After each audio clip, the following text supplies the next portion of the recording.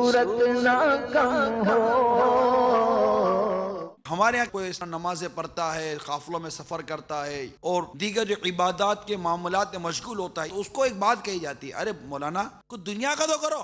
یہ ایک بہت بڑی تعداد یہ جملے کہتی ہے۔ میری آج تک سمجھ میں نہیں آیا کہ آخر اس دنیا سے کیا مراد لی جاتی ہے، آخر یہ دنیا کیا ہے، اور دنیا کا کرو سے اس کہنے والے کی کیا مراد ہے۔ اگر مراد یہ ہے کہ روزگار کمائے تو یہ روزگار تو کما رہا ہے، اور اس کی ضرورت اللہ تبارک و تعالی اس کی اس مختصر سی آمدنی میں پوری فرما دیتا ہے۔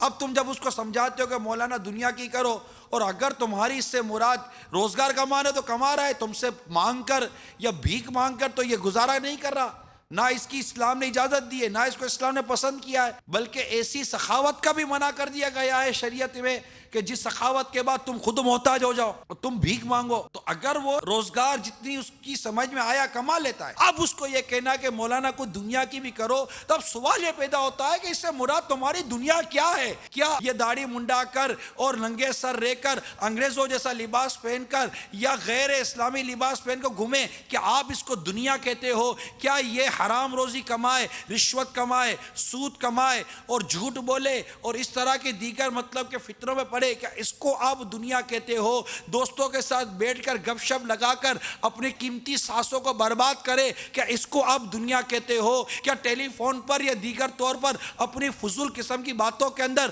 اپنی اس عمر عزیز کی ان مبارک اور انمول گھڑیوں کو برباد کرنے کا نام آپ دنیا کہتے ہو؟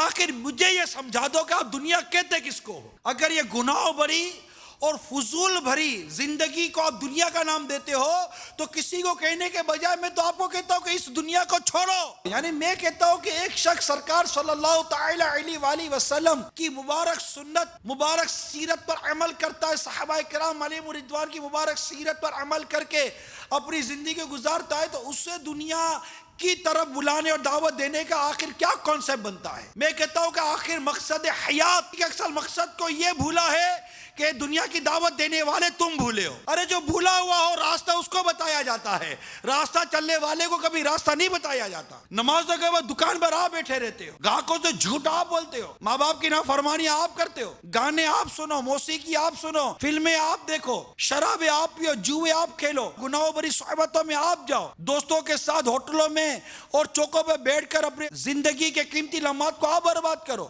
غیبتیں، چگلیوں اور بہتان بھری صحبتیں آپ اٹھاؤ، پھر آپ کہو کہ تھوڑی دنیا کی کرو۔ بھائی آپ دنیا کی نہیں کر رہے ہو، دنیا کی وہ حرکتیں کر رہے ہو جو تمہیں آخرت میں ذلیل اور رسوا کر دے گی۔ قرآن کہتا ہے تمہارے لیے رسول اکرم صلی اللہ تعالی علیہ وسلم کی زندگی یہ ایک رول ماڈل ہے، ایک زندگی گزارنے کے نمونہ عمل ہے، اور اسی سنت کے مطابق زندگی گزارنے کو اللہ تعالیٰ پسند کرتا ہے۔ اور جو اس سے ہٹ کر زندگی گزارے وہ کاہے کا فائدے میں؟ اصل پروفیٹیبل زندگی تو اس کی جو سنت کے مطابق زندگی گزار رہا ہے، کہ اس کا لمحہ لمحہ اس کو نفع دے رہا ہے۔ میرے آثار کا صدقہ الہی